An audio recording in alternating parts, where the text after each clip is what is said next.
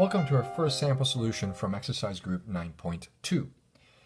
And what I want to do now is 9.2.1c, which is on page 416 of your textbook. And what we're going to do here is, again, just test a set to see if it's consistent. The first sentence is, for all x, if f of x, then gxa, and that's a set member. The second sentence is, there is an x, f of x, and that's a set member. And the third sentence is, for any y, it's not the case that gya, and that's a set member. All right, let's evaluate our tree. We have two universally quantified sentences on lines 1 and 3, and one existentially quantified sentence on line 2. So we know the rule of thumb here. Now it's getting tired by now. Let's decompose line 2 by instantiating to the constant b. We cannot instantiate to a because a already appears on the branch. So what I have to write down here is f, and then instead of x, a constant that isn't a. So let's say we do fb here, again following our practice of just using the alphabet in order. And so we say that that one comes from 2 by existential decomposition. Okay, when we evaluate our tree now, we notice that we've got two universally quantified sentences. And one of those two sentences has an f of x in it.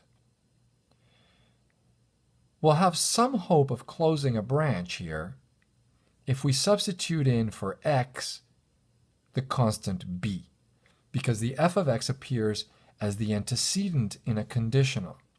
So I can anticipate that when I decompose this after substituting in the b, one of the branches is going to have not f of b, and that's going to close with this f of b.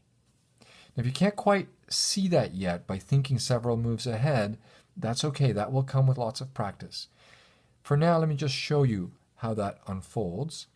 If I now instantiate to b, I would get fb horseshoe gba from 1 by universal decomposition.